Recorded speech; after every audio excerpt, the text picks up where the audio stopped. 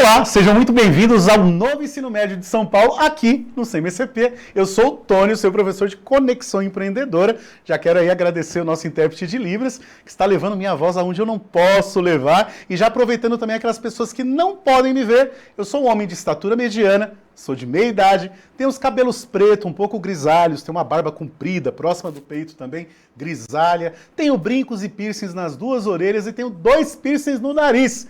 Eu sou um lindo exemplar de professor e sou pardo. E a minha convidada de hoje é a minha chefe. Essa aula tem que ser muito boa, porque ela está vendo a minha aula hoje, participando também. Eu vou deixar você se apresentar. Olá, pessoal. Meu nome é Júlia. Eu estou como gestora do Centro de Mídias hoje. Também vou fazer minha autodescrição para quem não consegue me ver.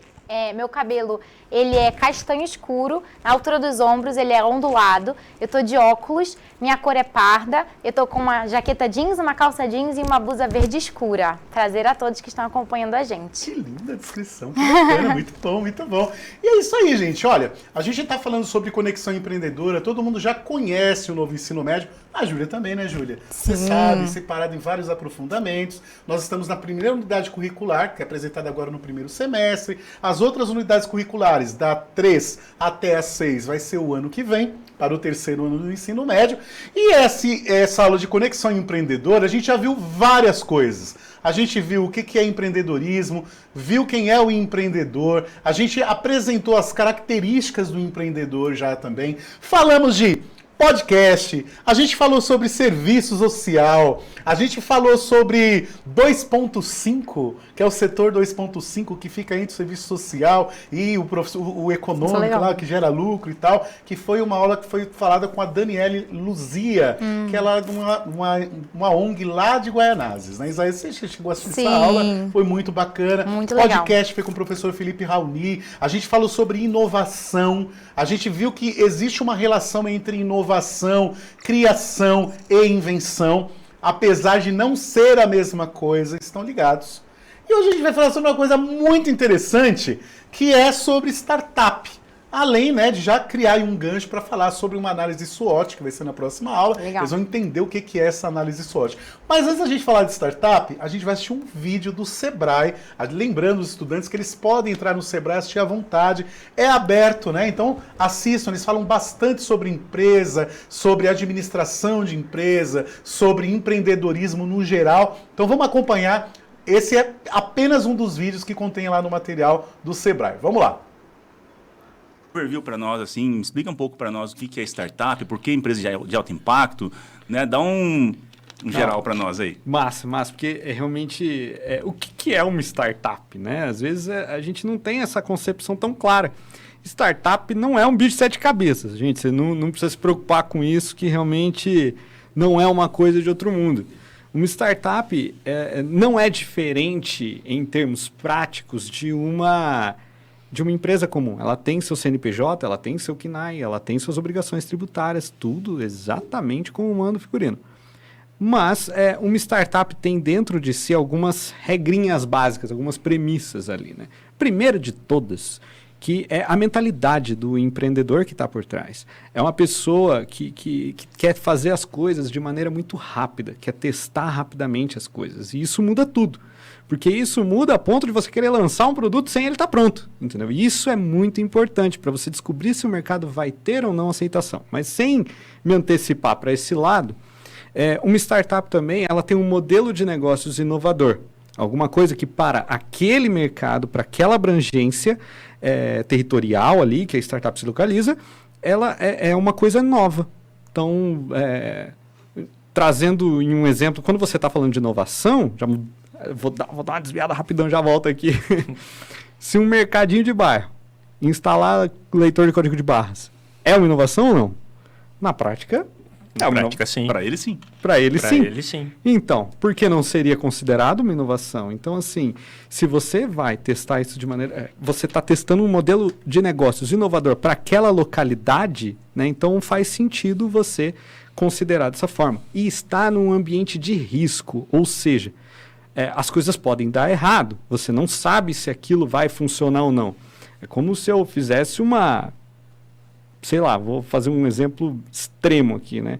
Uma padaria por assinatura, sei lá. Porque não, um modelo tradicional convertido para startup e aí você está fazendo uma coisa completamente nova. Mas, além disso, você tem que pensar por isso que não é uma startup, uma padaria por assinatura, né? Você pensa de maneira escalável e replicável. Ou seja, você sobe os seus custos ali numa proporção que é menor do tanto que você sobe o seu indicador ali, que seja de receita ou de número de consumidores, enfim, de clientes. Então, e você consegue replicar. Respeitando as questões locais, você consegue colocar na cidade que você está, no país que você está, ou colocar lá do outro lado do mundo, né? Então, você precisa pensar isso, até porque, partindo do pressuposto da mentalidade rápida de startup, você pensa global, mas age local aqui, para você conseguir subindo essa escada da sua evolução. Show de bola, show de bola. Tem muita mentalidade envolvida.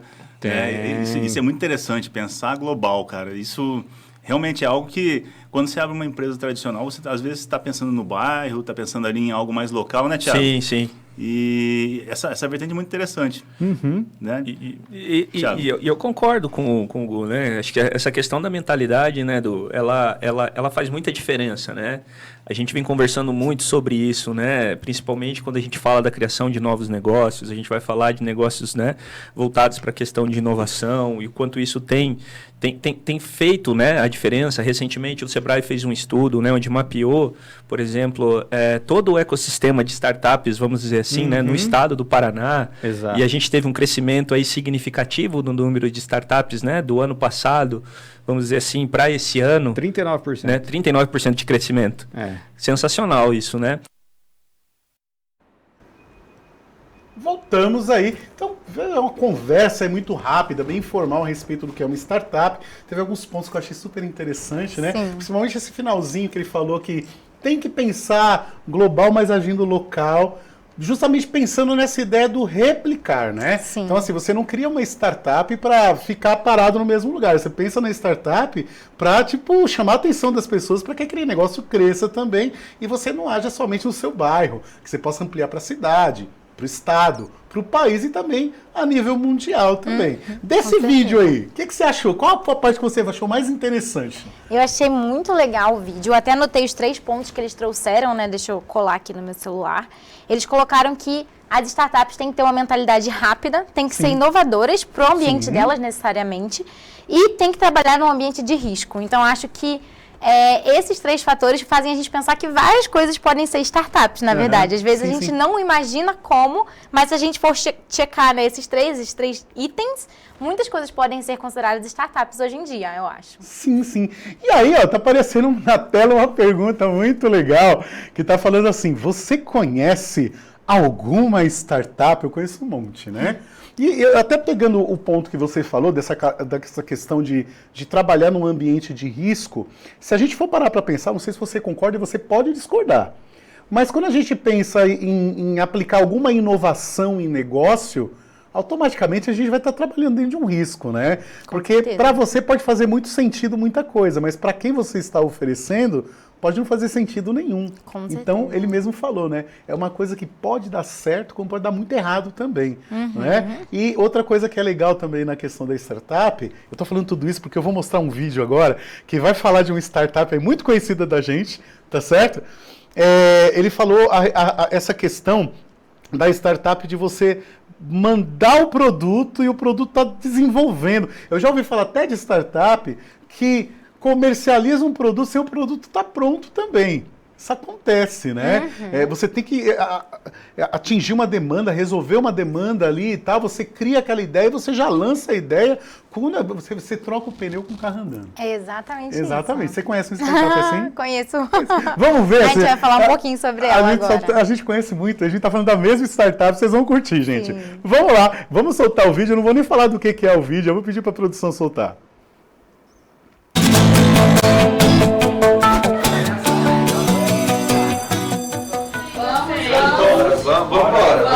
Bora. Bom, gente, já vai começar. Vamos interagir com o pessoal lá do Centro de Mídias. Estamos ao vivaço exatamente às 14 horas e 30 minutos. Tudo bem com vocês? lá, bem rápido. Aí, isso! Note que o que está acontecendo é a liberação de um gás. Eu vou me transportar e aí vocês vão observar a floresta amazônica aqui, ó. Sejam todos bem-vindos à nossa nave espacial aqui do Centro de Mídias. Então vamos lá? Isso. Entre e fala conosco agora. Bom dia. Queria entender um pouco melhor no box, no spa.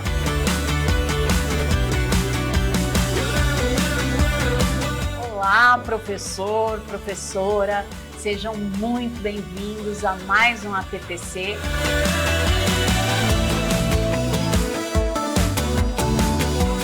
Então é isso. Valeu. Beijos, tchau.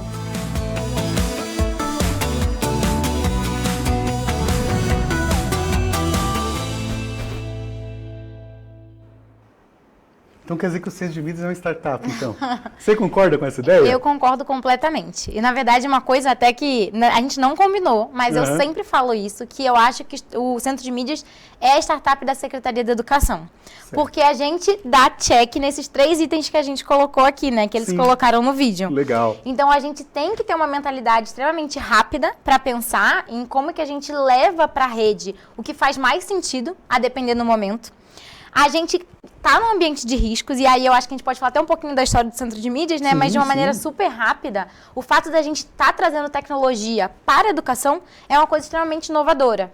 E é uma coisa... Então já dá os 2 cheques, né? É inovador e também está no ambiente de risco, porque os professores, as escolas, os alunos não estavam preparados, não estavam prontos para ter essa aula mediada por tecnologia. Sim. E a gente acabou tendo que fazer isso super rápido por conta da pandemia. Legal. Então eu acho que a gente é startup da Secretaria da Educação. Muito bom. E assim, a gente sabe que o Centro de Mídias era uma coisa que já ia acontecer mesmo, né? Só que a pandemia ela veio meio que acelerar essa ideia aí, Exatamente. né? E aí é o que tornou o Centro de Mídias aqui de São Paulo, para mim pelo menos, gente, ó, eu não tô puxando brasa para minha sardinha porque eu trabalho aqui, não. Não é por isso, não é uma questão de observar o que está acontecendo mesmo, né? Eu percebo que o Centro de Mídias da Educação de São Paulo, ele trabalha com a ideia de aula online, começou pelo menos assim, né? Com um objetivo diferente.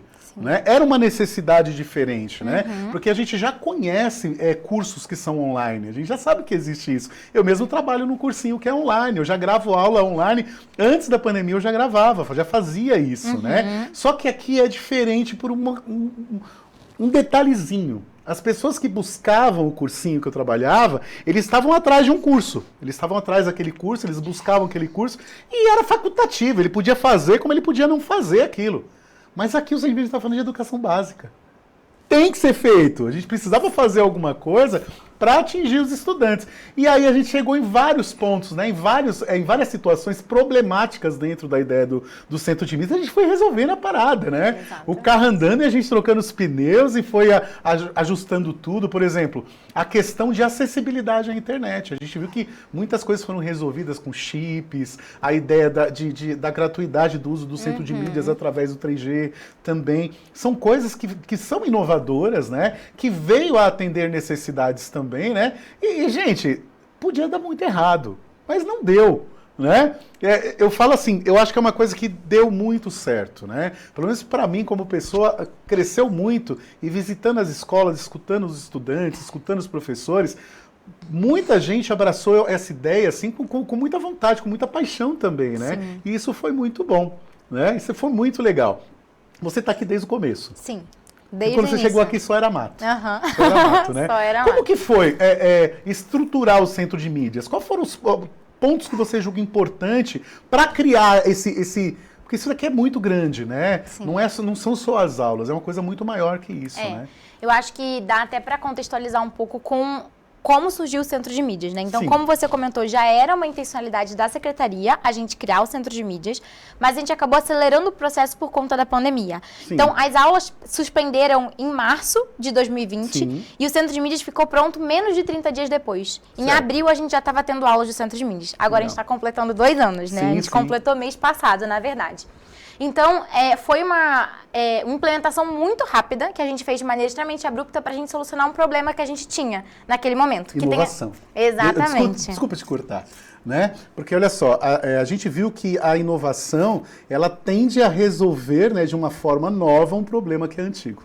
né? Então ele veio para resolver um problema. Isso. A gente tinha um desafio imenso, né? Primeiro que a gente já estava vendo que a educação estava caminhando para tecnologia. Sim. E a educação pública e básica, ela estava, de certa forma, atrás desse movimento que estava acontecendo. Mas o desafio que a gente tinha naquele momento foi a pandemia. Todas as aulas foram suspensas, os alunos estavam em casa sem ter aulas. É óbvio que a gente teve toda uma ação que aconteceu com os professores da ponta, e a gente não está em nenhum momento reduzindo as ações desses professores aqui. Eles trabalharam utilizando o WhatsApp, trabalharam com outras ferramentas que eles tinham, então, através de aulas online, mas a gente não tinha uma estratégia que fosse centralizada da secretaria. Sim. Então, assim, uma estratégia em que a gente soubesse que todos os professores poderiam utilizar. E aí que surgiu o Centro de Mídias, né? Ele surgiu com uma intenção da gente garantir que todos os professores da rede tivessem o insumo mínimo necessário para eles fornecerem as aulas para os seus alunos. E que os alunos conseguissem acompanhar mesmo estando remoto, né? Então, a gente teve esse desafio inicial. E eu acho que a sua pergunta foi qual foi o maior desafio, né? Eu acho que nesse primeiro momento foi a gente conseguir, inclusive, formar a rede, capacitar a nossa rede para utilizar o Centro de Mídias. Sim. Porque isso era novo para todo mundo. Então, os professores tiveram que aprender a manusear o aplicativo, aprender a utilizar a tecnologia, que é uma coisa que a gente não tinha tanto na nossa sala de aula. Os próprios alunos, porque a gente acha que os alunos são super tecnológicos, e quem estiver assistindo a gente aí, vocês sabem mexer super no Instagram, Facebook, plataformas, mas muitas vezes, para coisas que são mais técnicas, às vezes o aluno não sabe mexer, porque não precisa, não sabe manusear. Então foi um processo de aprendizado de todo mundo coletivamente, para a gente garantir que fizesse sentido e que fosse útil para a rede. E eu acho que um segundo ponto nesse sentido é exatamente a gente entender da rede o que eles estavam precisando. Sim. E aí o que a gente fez e a gente faz até hoje, eu acho que é uma prática muito importante, é escutar a rede. É fazer visitas às escolas, conversar com os profissionais de educação, conversar com os alunos para entender o que vocês precisam. Como que a gente pode ajudar vocês através do Centro de Mídias? Legal. Porque foi o que você falou um pouquinho atrás, né? Não adianta a gente criar uma estratégia que às vezes não tem funcionalidade nenhuma para quem vai utilizar. Então, a gente precisa entender o nosso consumidor, que querendo não é um consumidor, que é o aluno, que é o professor, do que eles estão precisando. Qual que é a dor que eles têm que a gente precisa solucionar de alguma forma. Legal. Eu posso incluir outra coisa também? A questão, porque a gente precisava conhecer a rede, a gente precisava fazer com que as pessoas que iam consumir esse serviço entendessem da plataforma, mas a gente precisava também que os professores que vinham dar aula aqui aprendessem a dar aula na TV, porque é totalmente diferente, assim. É uma aula, é uma sala de aula. Eu faço dessa forma, né? Quando eu botei o pé aqui a primeira vez, eu pensava o seguinte: isso aqui é uma sala de aula, as pessoas que estão me assistindo estão sentadas em carteiras também, e eu fui eu mesmo. Mas não é uma coisa tão simples assim, né? Como eu já tinha falado aqui, o pessoal já sabe que eu já trabalhei com teatro, com música, então para mim enfrentar a câmera é uma coisa muito natural. Então a gente tem uma leva de outros professores que foram aprendendo aqui também. Sim. E isso também engrandeceu o currículo deles, né? E eu queria falar com você também a respeito de uma coisa que é interessante. Eu vou pedir para o pessoal colocar na tela aí, ó. A ideia do planejar, né? Planejar é preciso, empreender é planejar. Né? A gente está fazendo um estudo de caso do Marcos, que morava no exterior. Em 2005 ele veio para o Brasil e montou uma loja de imóveis. Só que ele não sabia nada de imóveis. Ele não sabia gestão financeira, ele não conhecia softwares, ele não conhecia o público dele, ele não conhecia o local onde ele...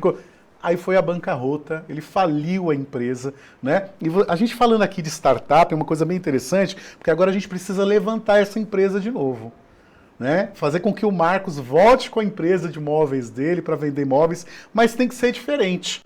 Primeiro porque a gente já sabe que o Marcos não tem dinheiro.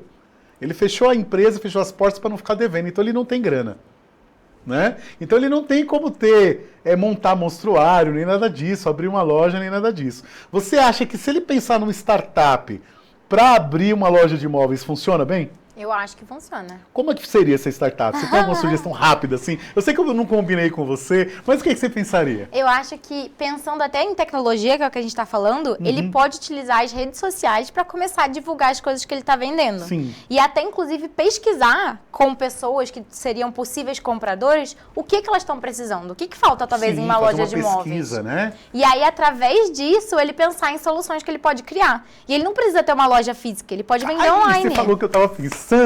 Por isso que é bom ter sempre a Júlia aqui, porque ela pensou exatamente o que eu pensei. Eu passei essa semana pensando no Marcos, sabe? E eu pensei assim, poxa, ele não tem grana para ter estoque. Ele poderia fazer uma parceria com uma fábrica de imóveis, ele podia ter olha só, gente, anota aí no diário de bordo, né? como levantar essa empresa sem ter tanta grana assim. Né? Porque ele vai precisar pedir algum empréstimo, de qualquer forma ele vai precisar para poder abrir essa loja e tudo mais, só que ele não pode pedir muito dinheiro, não tem como ele pedir milhões para abrir uma loja. Né? Então ele desenvolveram um aplicativo ligado diretamente à loja, ele venderia show, por não exemplo. Seria legal? Porque ele teria um mostruário virtual. A gente já tem lojas de imóveis, né? Tem uns nomes aí bem interessantes, vocês podem pesquisar. De repente o Marcos trabalhar com uma ideia assim seria muito legal. Com certeza. Legal. Então olha só, o que a gente tem? Ó? Planejar é preciso. Planejamento e monitoramento sistemático. O que é isso? Desenvolve a organização de tarefas de maneira objetiva, com prazos definidos, a fim de que possa ter os resultados medidos e avaliados. Alguma coisa a ver com o CMSP? Super. 100% a ver. A gente precisa trabalhar muito com isso, pensando no volume de trabalho que a gente tem aqui no Centro de Mídias. Muito tudo que bem, a gente sempre entrega. avaliando também, né? Tem que ser sempre Exatamente. avaliado. Muito bem. Com essa característica bem trabalhada, ele enfrenta grandes desafios agindo por etapas. Centro de Mídias ainda? Ainda. Muito bem. Também adequa rapidamente seus planos às mudanças e variáveis do mercado. Quando a gente fala do mercado, a gente pode falar, né, do nosso público, que são os estudantes também. Com certeza. Sim, a gente tem muitos problemas também que a gente tem que adaptar para poder atingir todo mundo. Acho que se eu puder até fazer um parêntese e trazer Claro. um exemplo muito real, é pensar o retorno presencial. Então, como a gente falou, o Centro de Mídias, ele já era uma intenção, mas ele foi criado durante a pandemia para solucionar uma situação específica. Uma necessidade. E uma necessidade. Legal. Os alunos estão em casa e eles precisam ter aula de alguma forma. A gente Legal. precisa garantir a frequência, o aprendizado deles. Como que a gente faz isso? E aí, esse momento tá passando, graças a Deus, ainda bem, a gente não tá mais nesse momento pandêmico que a gente Sim. tinha antes. As coisas estão melhorando. Mas o Centro de Mídias, ele ainda é importante. Ele é Sim. importante para a gente garantir uma educação mediada por tecnologia. Só que o que a gente entrega está mudando. Sim. Porque os nossos alunos, eles estão de volta ao presencial. Legal. E aí, o que a gente vai fazer para apoiar a rede? E aí, a gente está trabalhando exatamente com mudanças e variáveis, né? Então, a gente está mudando a situação do momento. E o que a gente tem feito, voltando para a questão que você falou da avaliação e da mensuração, é consultar a rede para entender como que a gente pode apoiar vocês agora nessa nova situação, em que todo mundo está presencial. A gente pode apoiar através das aulas que a gente chama de externas. Então, a gente vai gravar em locais em que o aluno que está lá no interior talvez não tenha acesso. A gente pode apoiar com o roteiro do professor, então dando sugestões de como a sala de aula e o professor pode trabalhar aquele conteúdo mesmo sem o Centro de Mídias. Sim. E aí a gente está passando por essa mudança e Legal. entendendo como que o Centro de Mídias consegue apoiar nessa nova situação. Muito bem, e é por isso que a gente tem uma avaliação sempre no final da aula, né? Exatamente. Com QR Code. É para isso que serve, pessoal. Gostou? Tônia, adorei, a sua aula foi maravilhosa. Não gostou? Fala, Júlia, não gostei tanto, tá bom? Pra mim, fala só as coisas boas, fala pra Júlia se não gostou. E aí, ó, pensando na ideia de empresa, né? Acompanhando os indicadores financeiros e levando-os em consideração no momento da tomada de decisão. Quando a gente fala de planejamento e monitoramento sistemático, é como se a gente estivesse criando uma bagagem para prever o futuro, Júlia. É essa a ideia, né? Então, dentro dessa ideia de planejamento e monitoramento, está a ideia da gestão financeira, que a gente já conversou bastante aqui também, falar sobre criar a ideia do fluxo de caixa, né? As planilhas de recebimento, planilhas de pagamento, né? Então, tá tudo dentro aí do planejamento também. E o planejamento para o Centro de Mídias, como foi? Nossa, o planejamento do Centro de Mídias, ele é gigantesco. A gente precisa pensar que a gente tem mais de 5.400 escolas, 3,5 milhões de alunos. Então, o nosso impacto ele é gigantesco. E também tudo que a gente precisa para fazer que isso aconteça. Vocês não estão vendo aí, mas a gente tem todo um estúdio, a gente tem uma equipe técnica apoiando a gente.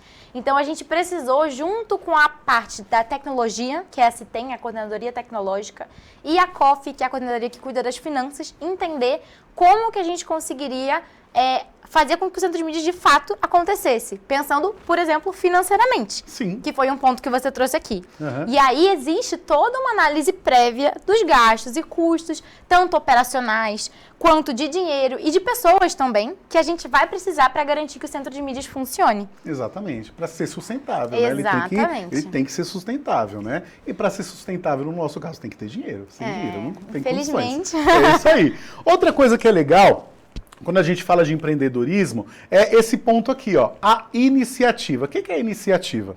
É o ânimo ou disposição natural de quem faz alguma coisa antes dos demais. Você acha que pensando em todas as pessoas que fizeram parte da estruturação aqui do Centro de Mídias, você acha que essa característica, iniciativa, ela esteve presente? Com certeza. E eu acho que a gente pode pensar em vários professores, por exemplo. A gente teve várias iniciativas diferentes aqui no Centro de Mídias que surgiram através dos nossos professores. Ano passado a gente tinha, por exemplo, aos sábados a gente tinha programações diferenciadas e foram sugestões que os professores trouxeram. Então acho que é muito importante, não só agora dos professores, mas todo mundo do Centro de Mídias e todo mundo que tiver em uma startup, estar atento ao que está acontecendo ao redor. Não só pensar no produto que a gente está fazendo, o produto que a gente está entregando, mas as pessoas precisam também estar atentas ao que está fora. O que o mercado está produzindo? Será que a gente pode trazer para dentro? O que pode ser uma iniciativa diferente para contribuir? Que legal, que legal. E aí, ó, outra característica é a autoconfiança. Confiar em si próprio. Segurança em si mesmo e nas suas habilidades. Tudo a ver com o CMSP ainda? Com certeza. A gente precisa muito. Aí você pode falar enquanto professor que está na frente da telinha. Muito bem, é como legal. Que funciona. É assim, eu falando por mim, assim, eu tenho certeza que todos os outros professores aqui do Centro de Mídias também vão abraçar o que eu estou falando, pelo menos uma grande parte dela, essa ideia da autoconfiança. Gente, eu botei o pé aqui no Centro de Mídias, sabendo muito bem o que eu era capaz de fazer e que não era. Desculpa, eu sou um cara um pouco narcisista, a verdade é essa, né? Todo mundo fala, não, Antônio, mas você é muito metido. Mas não é metido, é a realidade.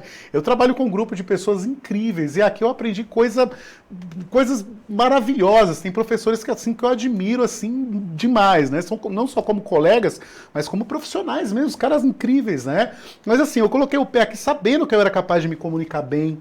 Eu sabia que eu era capaz de atingir o jovem, eu sabia que eu tenho carisma, que eu sou um bom comunicador. E a ideia do Centro de Mídias, eu tenho certeza que, a começar pelos professores, né? E até chegar à equipe de programação e os gestores, eu tenho certeza que todos eles confiam muito no que eles fazem também, né? E por isso que dá certo. Acontece algumas coisas erradas e tudo mais, alguns atropelos, algumas coisas que a gente tem que correr para apagar incêndio.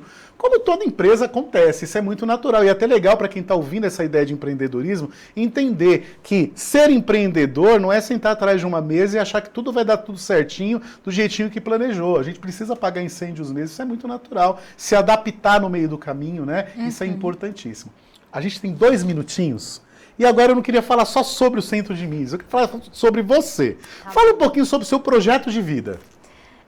Então, vou contar um pouquinho da minha vida para vocês saberem eu chegar até o meu projeto de vida, né? Sim. Então, eu sou do Rio de Janeiro, meu sotaque é um pouquinho diferente. Sim. Eu tenho 25 anos e eu sou formada em Relações Internacionais. Mas enquanto eu estava na faculdade, eu já comecei a gostar de educação e eu entendi que educação estava dentro do meu projeto de vida. Legal. Então, eu comecei dentro da faculdade já a procurar projetos voluntários, ingressar na área de educação. E Legal. quando eu saí da faculdade, né, eu virei professora, dei aula de geografia durante 2 anos para o ensino médio. E quando eu estava na escola, eu entendi que eu queria trabalhar na gestão. Então, o meu projeto de vida hoje é poder contribuir na gestão para a gente ter uma educação pública de qualidade para todo mundo. Legal. E isso foi um processo que eu fui descobrindo. Então, acho que até um recado legal, que às vezes a gente demora para entender exatamente o que a gente quer fazer, aonde que a gente quer estar. E eu acho que com o tempo, com as suas experiências, você vai descobrindo qual que é o caminho que faz mais sentido. Você já chegou onde você queria? Ainda não. Mas você está se sentindo realizada? Eu tô, com certeza. Muito legal. E é legal porque todo mundo que passou por aqui, eu pergunto se está se sentindo realizado, mesmo não tendo chegado, todo mundo fala que é. Porque se sentir realizado é saber que está no caminho certo. Isso. Essa que é a ideia. E aproveitar o processo. Exato. E se não estiver no caminho certo, não tem problema, muda de caminho, não tem problema nenhum, não. Ninguém vai morrer porque vai ter que mudar de ideia, porque vai ter que mudar de caminho. E tudo é aprendizado. Eu acho que o meu é um exemplo. Eu me formei em Relações Internacionais e hoje eu estou em Educação. Eu não imaginava. Mas tudo que eu aprendi na minha faculdade eu carrego até hoje. Em relação de como lidar com conflitos, gestão de situações. Então, tudo é um aprendizado pra gente. E a gente vai descobrindo e mudando no meio do caminho. Que legal. Gente, não dá vontade de colocar a Júlia num potinho?